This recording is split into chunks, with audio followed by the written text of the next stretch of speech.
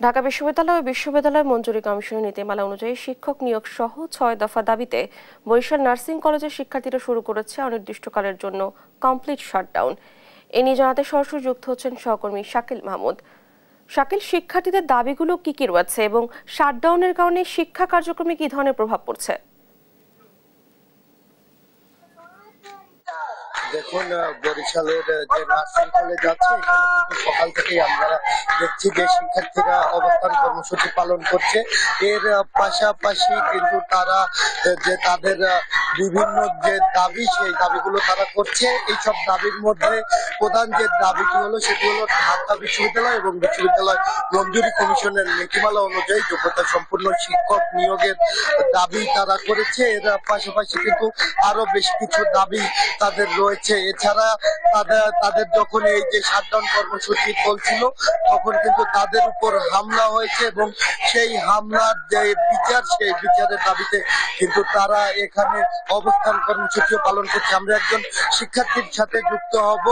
আপনি যদি একটু আমাদেরকে বলেন যে কি কি এই কমপ্লিট শাটডাউনের পাশাপাশি যে অবস্থান কর্মসূচি এটি আসলে কবে শেষ হবে বা কি দাবি?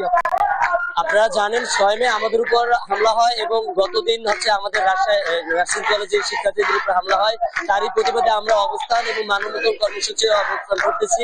আমাদের হামলার সাথে যারা জড়িত তাদের সুষ্ঠু বিচার না হওয়া পর্যন্ত আমাদের এই দাবি চলমান থাকবে এবং কমপ্লিট শাটডাউন চলমান থাকবে। শাটডাউনে আপনারা কি কি দাবি? আমরা শাটডাউনে আমাদের এখন প্রধান দাবি হচ্ছে আমাদের উপর যারা হামলা করেছে তাদের অতি দ্রুত আমাদের কলেজ থেকে বহিষ্কার পদত্যাগ করতে চাচ্ছি। আর একটা বিষয় যেটা সেটা হচ্ছে আমরা যে দাবিগুলো নিয়ে 6 মে আমরা আন্দোলন নেমেছিলাম সেই দাবিগুলো ছিল বাংলাদেশের মঞ্জুরি কমিশন অনুযায়ী আমাদের শিক্ষক নিয়োগ দিতে হবে, আমাদের যে ইন্টার্নশিপ ভাতা সেটা আমাদেরকে বৃদ্ধি করতে হবে, কারণ আমাদের হচ্ছে যে আপনার নবম গ্রেডের সরাসরি নিয়োগের ব্যবস্থা করতে হবে এবং যে বেসরকারি নার্সিং কলেজ গুলো আছে সেই নার্সিং কলেজ এবং হাসপাতালে যে আপনার বেতন কাঠামো সম্পূর্ণ বেতন কাঠামো ঠিক করতে হবে। আমরা একটু আরেকজনের সাথে যুক্ত হব। যে কি দাবিতে এখানে দাঁড়িয়েছেন এবং এই দাবি না মানা হলে কি আন্দোলন চলবে? আজ আমাদের মেইন দাবি হচ্ছে আমাদের 3জন টিচারের পদত্যাগ। ওনারা হচ্ছেন ফরিদা বেগম, আলী আসগর স্যার এবং রহিমুল্লাহ স্যার। যতক্ষণ না ওনাদের পদত্যাগ হচ্ছে ততদিন পর্যন্ত আমাদের আন্দোলন কর্মসূচি এবং শাটডাউন কর্মসূচি চলমান থাকবে। আমরা কিন্তু কথা বলছিলাম শিক্ষার্থীদের সাথে। আমরা একটু আরেকজন শিক্ষার্থীর সাথে যুক্ত হব।